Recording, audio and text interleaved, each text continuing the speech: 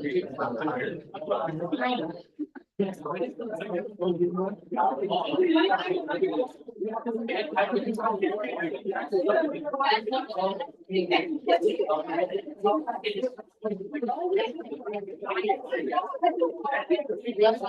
right.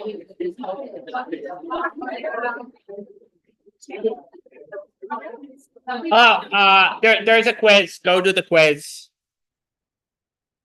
Sorry. Not that sorry.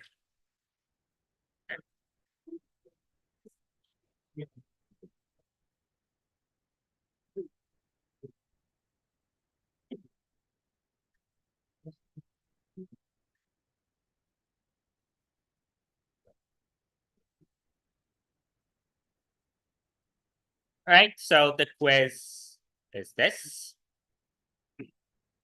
I'll let you think about it for a while, or maybe plug it into Python Tutor, which is how I'm going to show it to you. Everything that was promised is coming, just not right away. So the demonstration by Professor James is at 4:45. For now, you just get slow me. It's fine.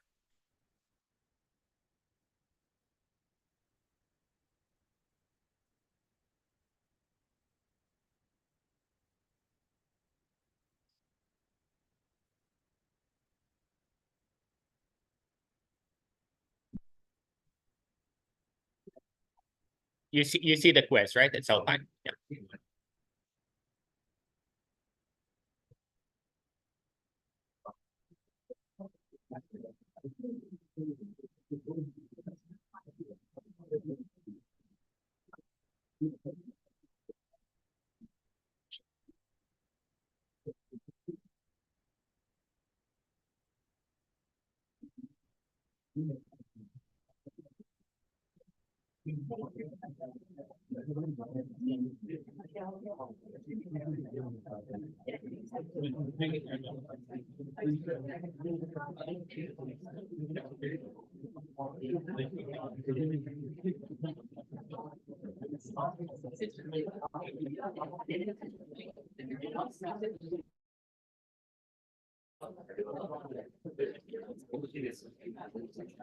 All right, so let's think about it. So,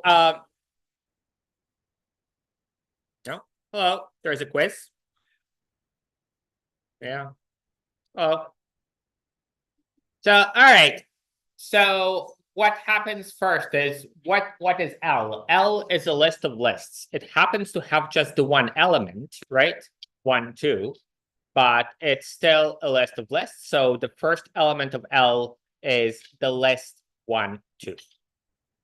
So what we're doing now is we're making a shallow copy of the list L, right? So a shallow copy of the list L means that this list, or if you like the list here, 1, 2, remains in place, but we're creating a new list L1 that also gonna have it as the first element. So that looks like this. So two lists, L and L1, and both of them have the same list 1, 2 as the one and only element. Make sense? So for now, what can we say? We can say if you go to L at 0, you're changing this. And if you're going L1 at 0, you're also changing this. So that means changing the contents of L at 0 is the same as changing the contents of L1 at 0. They're the same list, this list, or if you like, this list. What we're doing now is we're creating an alias of L. So that's going to look a little bit different, right?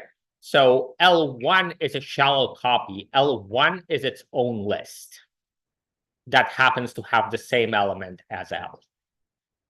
L2 is literally the same thing as L. So it's this guy. Is the distinction here clear? So, all right. So either way, if we're going and changing L1 at 0, that's going to be this guy. And if we're going to change L2 at 0, that's also this guy. So that means that this is about to become 5. And that means when we print L or L1 or L2, well, it's the same. It's just the one list with the element 5, 2. And when we're changing it again via L2, so we're saying L2 at 0, that's again this guy. So that is now about to become 6. So that means that it doesn't matter. L is a list of lists that has 5, 6 in it, 6, 2, sorry. And then L1 is the same, and then L2 is the same as far as the contents. Make sense? So the answer is 6, 2, 6, 2, 6, 2. Okay, questions about this? Okay, I see someone high five. That's good. So, okay. So how would we change this so that it's not as boring? Well, what we could do is we could say, let's change L1 at 0, and let's make that 42. And then let's also change L2 at 0 and make that 43. Let's see how that goes. So that's basically the same as exercise C. So I'm just doing this version of it because I did not get to showing you the Python tutor last time. So at this point, L and L1 and L2 are all a list that has 6, 2 in it. So that's what we see. So now we're saying L1 at 0 is 42. So what's L1 at 0? It's this guy. And what we're saying is make this guy 42. So that's what happens. Make sense? So L doesn't care because L1 is a separate list from L. We just changed this guy. It used to be this list 6, 2, but now it's 42. L2 doesn't care because L2 and L are aliases. They're the same list. And because L and L2 are aliases, if you go and change the contents of L2, the contents of L change as well. Another way of saying it is L at 0 is this guy, and L2 at 0 is also this guy. So that means that this is just going to look like this. So it used to be that both L and L2 were this list, 6, 2. And now we're saying L2 at 0, same as L at 0, is equal to 43. So this is about to become 43 instead of this list. Make sense? Yeah. So with that forward list goes away, is that true? Like, does it go into memory? It's not necessarily going to, so the question was the list whatever it was 6, 2 just went away. And it's not that it goes away necessarily right away, but it's definitely that you cannot access it anymore, because it used to be that you would be able to access it with L at 0 or L2 at 0, but now you can't. It's not accessible. Yeah, I think you first and then you. Yeah.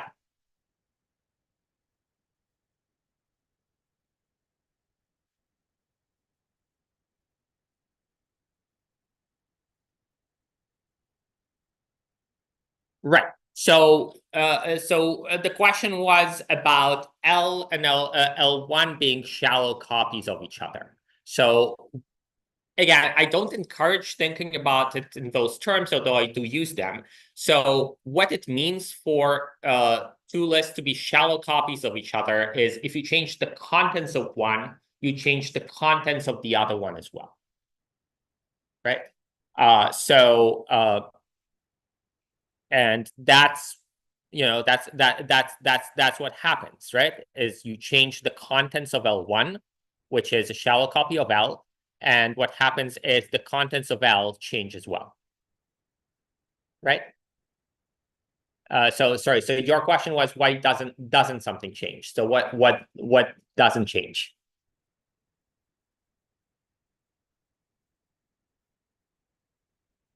Oh, so the question was like, why doesn't the 42 go here?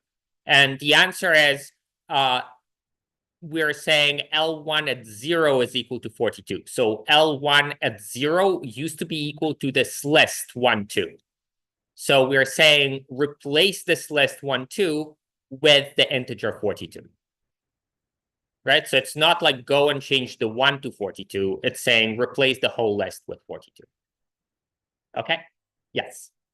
So you said that the old list, when we get to the end of the post, the 62 now, it disappears. If we knew the ID number of it, is there a way to access it again? So the question is if you happened to retain the address. So if you said something like, A is equal to A is equal to like 567, and then you'd said like address is a D of A, and then A is equal to something new. So the address is still there, and you're saying, can't they get it? And the answer is you're not supposed to. But if you look at the footnote about this, so just look at changing the values of integers in the memory model handout, it's going to show you how to do it with integers. So you can do it. It doesn't necessarily work across systems, but it's in principle possible to do. The list might also genuinely be going away. So that depends on the implementation. All right. Other questions? All right. So that is that. So one last thing. The one thing we haven't tried yet is saying something like, what if I say L1 is equal to 45? Would that change L or wouldn't it? So let's see.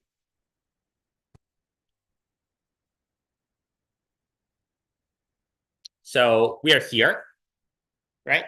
So it's the case that, sorry, so actually L2 would be the more interesting situation.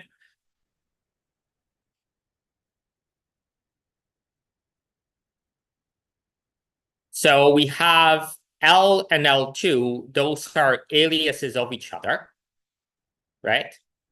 So L is this and L2 is this. What happens if we say L2 is equal to 45?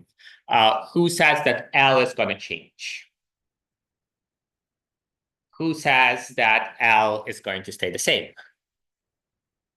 Yes, more people. You're correct. So L is going to stay the same because L2 is going to become 45. L doesn't care. So how do I know? If you go back and look at the rules, this is what they say. If LHS is the name of a variable, all that would ever happen is you copy the address of the RHS into the variable table, right? So that means that all that would ever could possibly happen if you say L2 equals is the variable table changes. That means that L cannot possibly be changed. Does that make sense? So when is it the possibility that the left-hand side would change?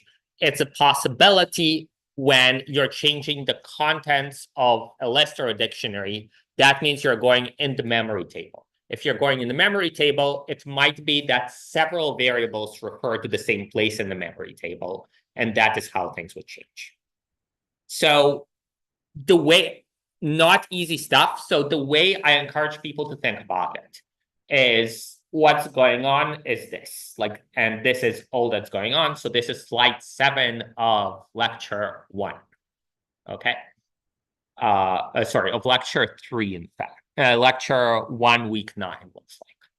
So that's all that's ever going to happen. But thinking about those rules, even though there is just 4 of them is not intuitive. I think the best way is to think about the diagrams and kind of play around with the diagrams, see what happens, see if you can predict.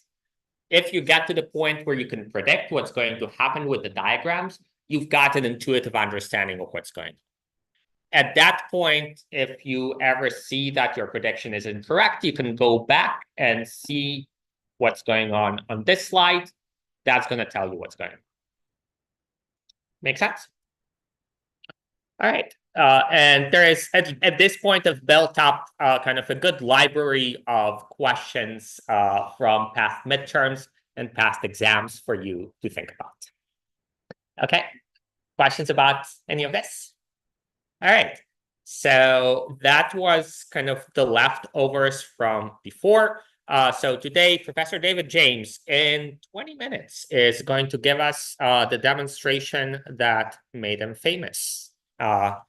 There's the YouTube clip, but there's nothing like seeing it in person. I have not seen it myself yet, so in person. So I'll find out together with you what's going on. A bit of logistics. So I moved the office hours today to 8:256. I will also stream it. I will start with focusing on getting people started with Project 2 if they haven't yet. So I'll start with just Q1 from today's lab, which was kind of Gamoku themed, and then I'll just ask around what's going on. After that, there's going to be an office hour as usual. Yeah. But on YouTube, Yeah, it's a stream the same as the lecture, but it's just getting started with Project 2. So kind of literally if you haven't gotten started, otherwise, 6:30. All right. Friday, the lecture is going to be fully on YouTube. I'm glad that we have a lot of people here, but I'm in Miami at a conference. Tough luck for you. Don't you feel cold now? So there will be a regular lecture, possibly a quiz, same as always. It's just that it's going to be on YouTube. All right. And then we're going to be back on Monday in person unless I miss any flights, which has happened in the past. All right. What am I going to be talking about at the conference? Actually, going to be presenting 2 papers that we've done with students who did a thesis with me last year. I'm going to do like literally a 10-second thing because you can talk about it forever and I don't want to.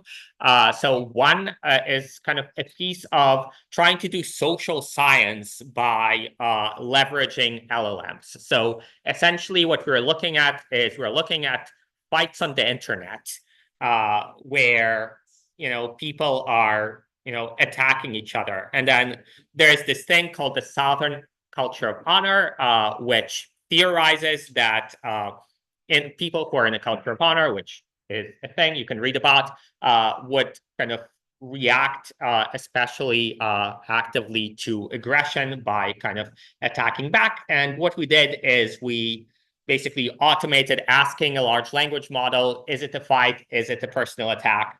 And then seeing whether people in different regions respond more or less to personal attacks on the internet. As it turns out, as far as we could tell, it is true as theorized that internet users from the US South do tend to retaliate verbally more to personal attacks. Not by a lot, but they do. The other one doesn't have to do with internet fights. So this is called quantifying the complexity of literary fiction. And this also has to do with large language models. And what we do is we, so as you know, ChatGPT is good, but it's not that good. And what we're interested in is if you give ChatGPT or kind of something like that, a really difficult question about just like what's going on in this novel, in this passage in the novel, is it going to get it right or not? And then can we actually predict whether an LLM would get this kind of question from like, an English class right or not, based on the properties of the passage? And the properties of the passage would be basically, well, if you had to reason about the things that could be going on, and then you have to say, well, like this is happening because of this, and this is happening because of that. And then we especially kind of took care to collect examples from kind of high quality fiction where everything that's happening is probably important. Can we, based on a representation that we construct of this passage, predict whether an LLM would correctly answer a question about it? And the answer seems to be yes, to some extent we can. So yeah, you can read about it here. All right. So that was you're probably not going to Miami to hear me talk about it, I know. But yeah, okay. So new topic. So for the rest of the semester, to some extent for the whole semester, but especially in the last several weeks, we're going to be talking about algorithms. So we're basically solving problems, same as usual. We're going to emphasize doing it efficiently. So here's an example of the kind of thing that you might like to do. You're given a sorted list of integers, and you want to know where the element 5, for example, is located, right? So you might like to do it kind of in the not so interesting way. So you might say find inefficient LE. You need the location. What you're going to do, just check. Is it the first one? Is it the second one? Is it the third one? And so on, right? So I'm just going to say for I in range length of L,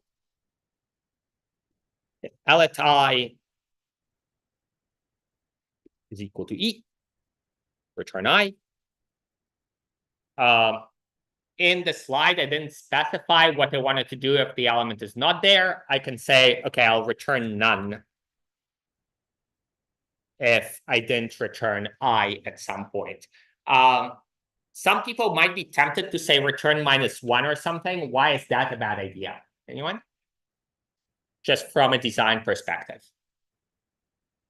Yeah.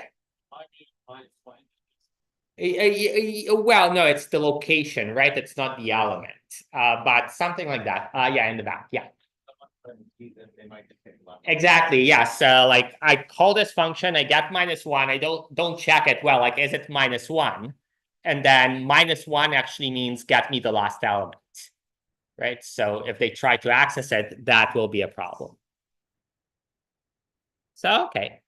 So that's fine. But as it turns out, that's not the most efficient thing that you can do. So for the rest of the time today, I'm going to try to tell you how to do it efficiently. So in order to do that, I want to tell you about this game. How many people know the game 20 Questions? Okay, everyone else uses like a cell phone when they're on a long ride in the car, I guess. So it used to be that people would play it in a car or something on a long ride. Doesn't have to be in the car. So the way it works is person A thinks of a secret person or object or something like that, and then person B asks 20 yes/no questions and tries to make a guess. So, for example, you might say, is it an object? No. Is it a person? Yes. Do they like milk? Yes. Is it Professor Benz? Yes. Okay, and then you won. Okay. So, and then if you ask more than 20 questions or like fewer but make a guess and the guess is incorrect, then you lose. Otherwise, you win. Okay. We'll see a connection to the problem before momentarily. But for now, I want to ask, so how many possible things are there to make this game fair and interesting, right? So what's a good game? A good game is when probably the way you want to design it is you want for the person who's getting to win most of the time, otherwise they'll get frustrated. But you also don't want to make it too easy so that they win every time and then the game is boring, right? So from that fact, and from the fact that people like this game, most of you have heard about it, we can kind of infer how many possible things to guess are there, right? So how would we guess it? Or how would we figure it out? Well, let's say that there are n possible guesses, right? So I ask a yes/no question. So if I'm really good at asking the question, like I don't start with, do they like milk? I start with, is it a person? Then in the worst case and in the best case, I hope that there would be n/2 possible guesses left over. Right? That's the best strategy, is to say, it should be 50-50, because if one possible answer of the yes/no leaves me with like 99% of the possibilities are left over and I just ruled out one, that's not efficient, right? And then I ask another yes/no question, and the same logic applies. So ideally, there would be n/4 possible guesses left over, right? And then I ask another one.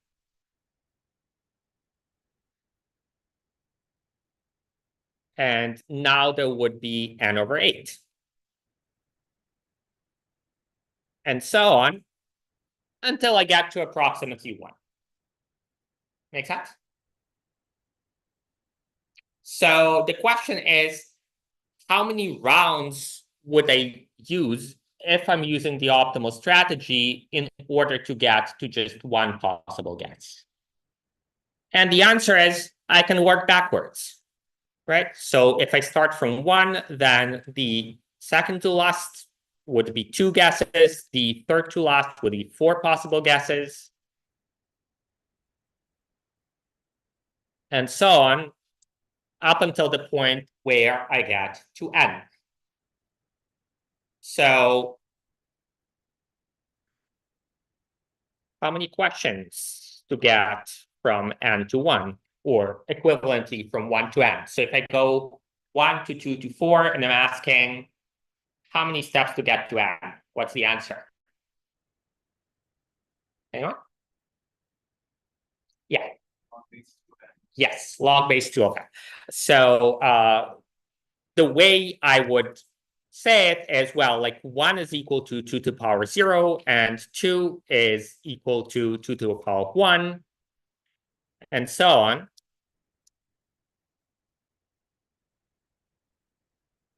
And then I'm going to say, well, n is equal to 2 to the power of k. I don't know what k is, right? So the solution to the equation n is equal to 2 to the power k is equal to log 2n. That's just the definition of the logarithm, is what is the power to which I need to raise 2 in order to get that. Make sense? So, okay. So assuming that I approximated correctly, and it really is the case that 20 is equal to log 2n, then that means that n is equal to 2 to the power of 20.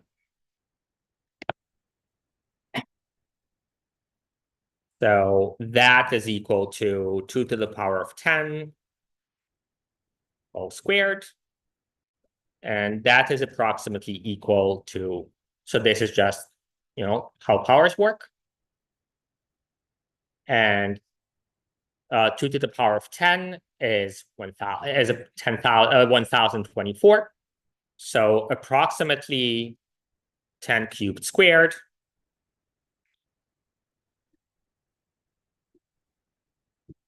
$1 million. Make sense?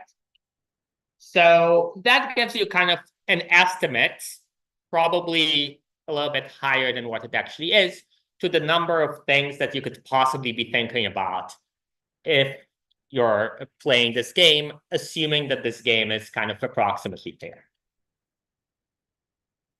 All right, so that's kind of cool. So, all right. So how does this, like one reason that I wanted to tell you about this is asking people what is 2 to the power of 30 or whatever is like a staple of programming interview questions, just because, you know, as someone who does software or hardware, you're supposed to know that 2 to the 10 is approximately 10 to the 3. By the way, if you don't believe me. Yeah. So the other reason is it kind of fits. So, okay. So let's talk about 20 questions, but with a sorted list of integers. Let's say that we have this list and we want to know where the 20 is. The answer is it's at location 1, right? It's over here. So one thing you could say is, well, let me just see whether it's in the first half of the list or the second half of the list. And that's going to remove half the possibilities for what the location might be. How would I check? Well, I'll check the middle element and I'll see if it's greater than 20 or smaller than 20. Right? So, you know, it's smaller than the middle element. So that means that it's over here. Yeah.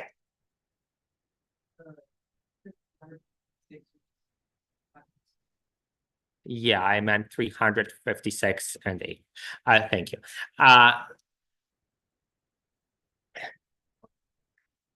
So everything else sorted? Yes. So, okay. Thank you. So 20 is in the first half. And then what I'll do is the same thing. I'll say, well, like, is it in the first half of the first half or is it in the second half of the first half? Right. And then if this is the first half, it's going to be in the first half. And now I just have 2 left. So I can figure it out, or I can do the same thing again. All right. So that's the strategy. This strategy is called binary search. So I have 3 more minutes, so I'll start, but we'll have to get back to this on Friday.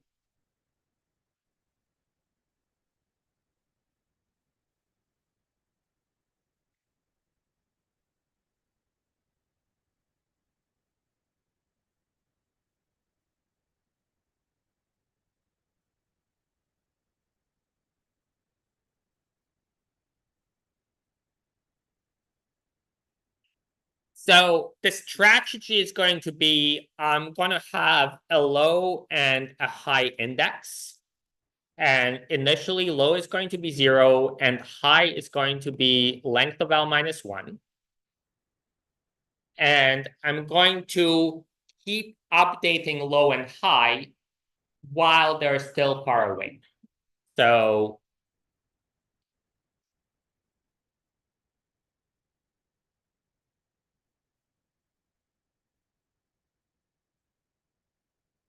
right? So that's what I'm going to do. So I'm going to write the condition here later. But essentially what I'm going to say is, okay, either it's in the first half or it's in the second half. So the middle is going to be low plus high over 2. So that's the middle location. And I'm going to ask, is E smaller than L at mid? And if it is, that means that I will be looking somewhere in the left half. Right? So how do I say it? I'll say low is still staying the same, but high is now mid, enjoying saying this, minus 1. Right?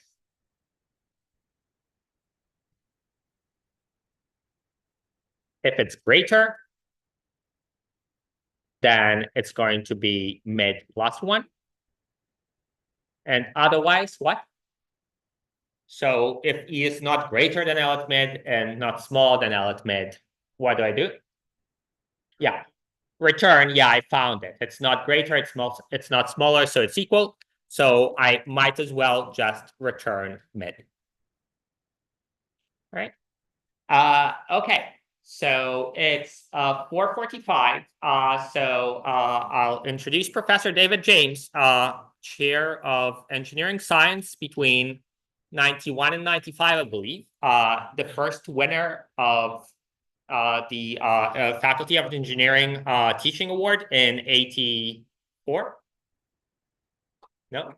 Yeah. What? Okay. All right.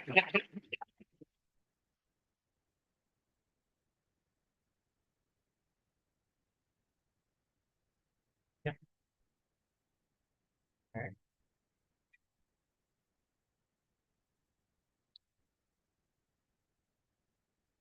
Anyways. All right. I'll try to take a video. Yeah, go ahead, please.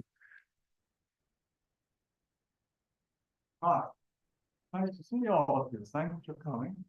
I haven't seen some of you since the first lectures, so thanks for being here. Now, many years ago, I was a student, and when I was a graduate student at Caltech, I developed a phenomenon which brought me a lot of attention. Namely, I created a liquid.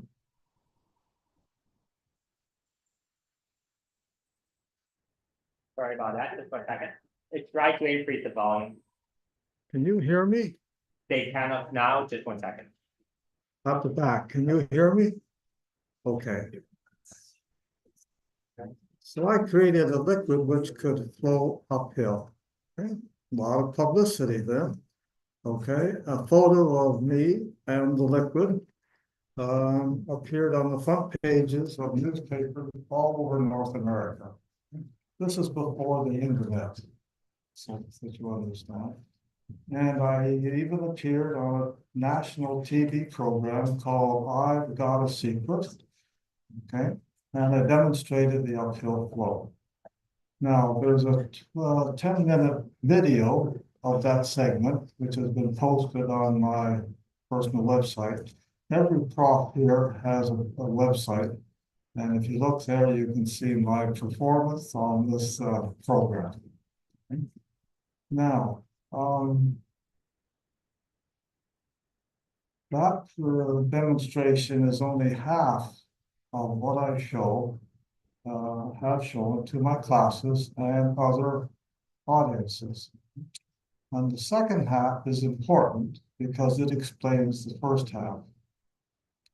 So let me show you what I mean.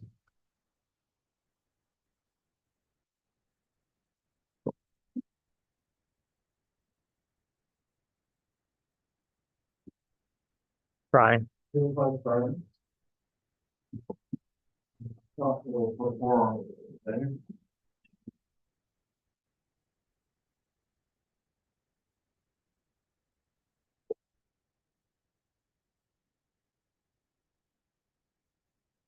It's quite viscous, as you can see.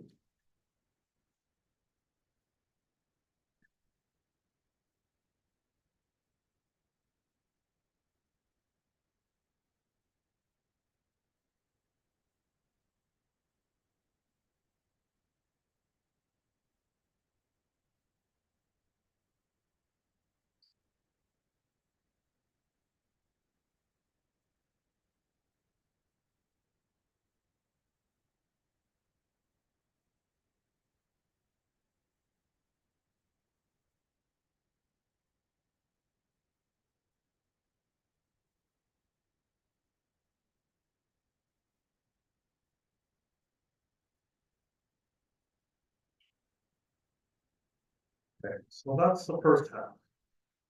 Okay, the second half.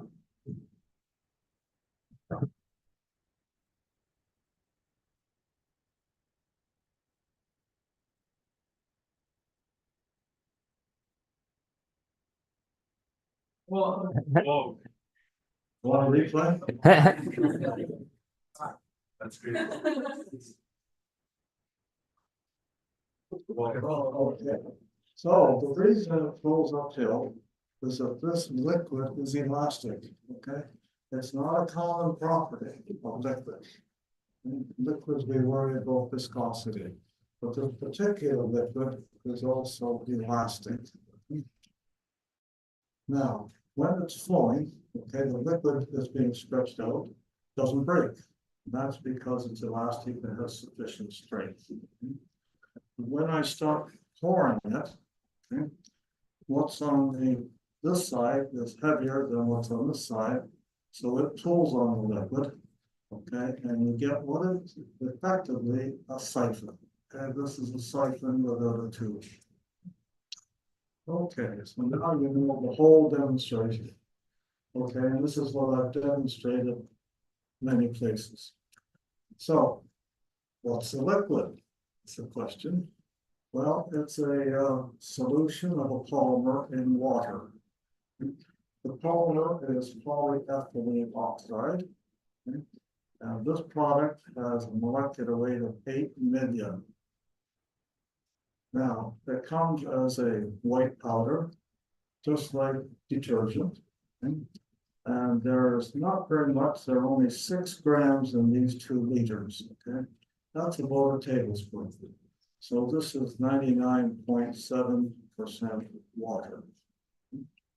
But the molecular weight, okay, has generated the elasticity. So, where's the elasticity come from? Well, let me try some science here. You remember Brownian motion from high school science? Okay, so that you know that the water molecules in here are not stationary, they're jiggling around, okay? And this jiggling is called Brownian motion, and there's a small foreign particle in this liquid, or any liquid, and especially water, okay? It's bombarded by the water molecules. And the bombardment is very fast. It's about 10 to the 12th times per second. So that's for a small particle. What about these long polymer chains? Okay. Well, it turns out the chain is flexible. And when there's one of them, okay, dissolved in water, okay, the bombardment goes on all along the chain, and the result is that the chain takes a random configuration. Okay? That's the result of the bombardment. And if it has a configuration 1 second, at one point, 1 second later, okay, because of the rapid change, you'll have another random configuration. So the configuration of a single chain is basically a coil, randomly coiled, and it's not a tight coil, it's a loose coil. So there are many of these chains in the solution. So what happens when the fluid is formed? Well, the chains get stretched out. Okay? And if the flow stops, or if the flow is snipped, okay, the chains, okay, try to restore, or Brownian motion tries to restore the chains to that random configuration.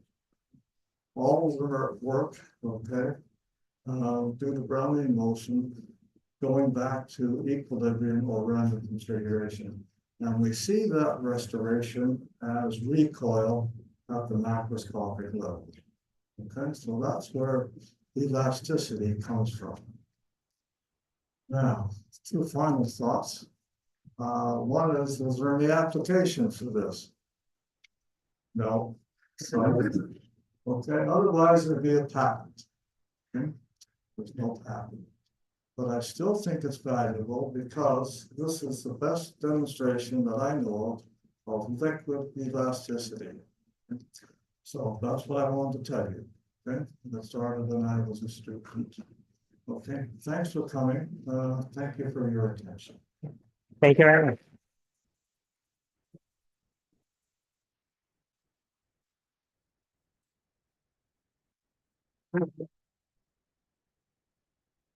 questions? You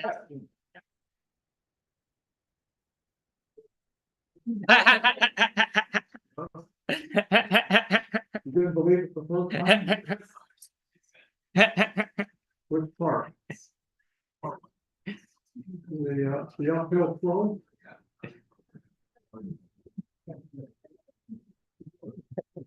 I didn't check with the liquid beforehand, but I'm pretty sure it will perform again.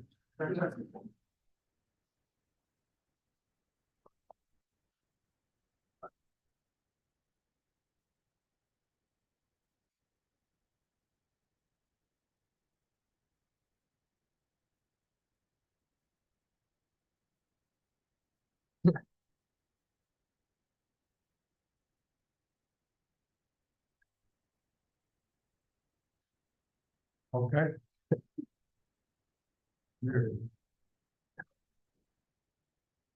Other questions? Thank you. Put your hand in it. You don't ever want to put your hand in these. It is the slimiest fluid that I know of. I don't want you to come up and verify. Yeah, so slimy and then it flows, so you can't get it up. We'll demonstrate now. My biggest worry was seeing the video when I was on TV. I had 4-meter beakers. Okay? And the beaker was full. And if I accidentally had the fluid go over the edge, there was no way of stopping it. Okay? It would empty the beaker. And you know, this is awful stuff to clean up. Anyway, it's the snipperiest stuff you'll ever encounter. So don't come up with it, try it, please. I gotta get it back in the prison. How do you get it back into the bucket? Would that be kind of hard? In here? Yeah. Well.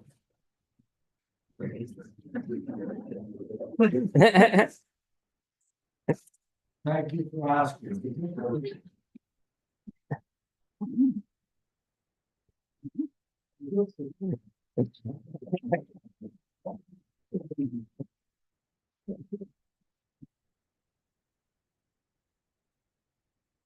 So there's no siphoning effect, so it behaves like an ordinary viscous liquid.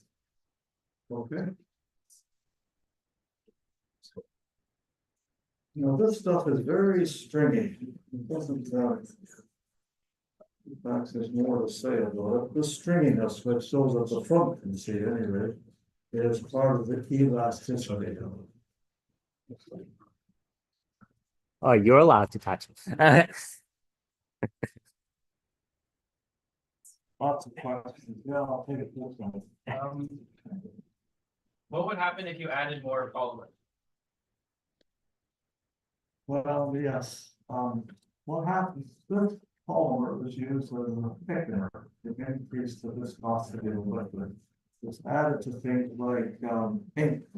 The ink by itself is low viscosity and you need a higher viscosity. So if I double the concentration, it would still work, but not as well, because it would be so viscous that it could have trouble climbing up the side of the beaker. Okay, so that's what happens. And if I had less than, okay, there would be an effect, but it's not as dramatic as this one.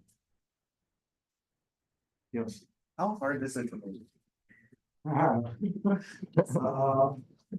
The polymer, the powder, does not wet water.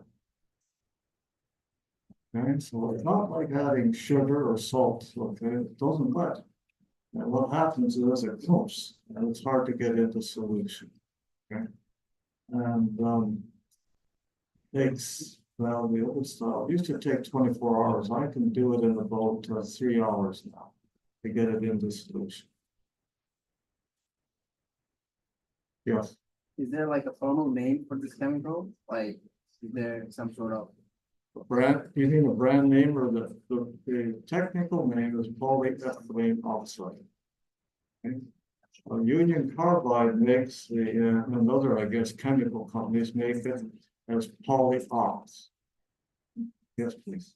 What's the surface tension of the liquid like? Is it very high percent water? No, it's about the same as water. Doesn't affect the surface tension. Somebody at the back. No, this lady in front of you. What happened? No, how did you come up with this idea? Well, I didn't come up with it. It was a result of an accident when I was doing research. Okay? And I made up a batch of it, and it didn't dissolve properly. And I was pouring it down the drain. And then I noticed something, and it was a very small effect. I'll give myself some credit here. It was just as soon as I thought, that's funny. I better look into this. So I looked into it. And then I found the conditions regarding the amount of polymer and the type of polymer that optimize the effect. And that's what you see here. But it started as an accident. Thanks. And we got the very back. When you pour the liquid and you cut it, like so fast, doesn't mean like that the liquid put that from the bottom. I didn't understand. So I think he's asking, does it mean that the liquid possesses some solid-like behaviors? Is that, yeah, solid-like properties, yeah. Yes. Okay, and it has the elasticity only when it's flowing. It doesn't have any sitting here. So when it's flowing and the chains get stretched out, okay, that generates the elasticity. And fluids like this are known as viscoelastic liquids. Okay, because they're both viscous and elastic. Does that answer your question? So, Does it also mean that if you cut it up, it will get hard? I think no. You saw that the answer is no, right? That's how would you- well, sorry, I'm not sure if I heard you right. Yeah, okay. I heard her, so he said that. He really wants like that.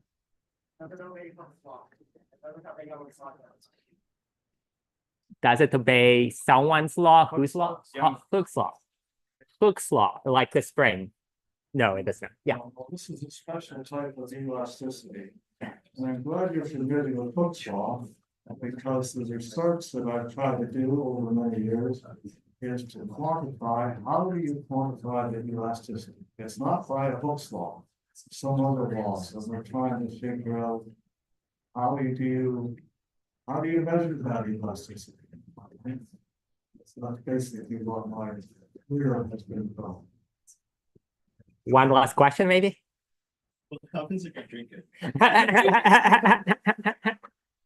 Well, I accidentally did that one. Because the alternate way of demonstrating this is to start a siphon with a tube. And what happens is once the tube is flowing, once the liquid's flowing in the tube, you can pull the tube out of the beaker, and it continues to flow. So there's liquid climbs up and then enters into the siphon. Well, you have to start the siphon. And I did, and I didn't start it very well, and so I swallowed some. And there's no effect. It was 99.7% water. And it turns out polymers, okay, are added to food all the time, not these particular ones. Okay? So there's no harm. Professor James did become the chair of engineering science after that, but that's a coincidence. Over here. Yeah, all right. Yeah, thank you very much. Thank you.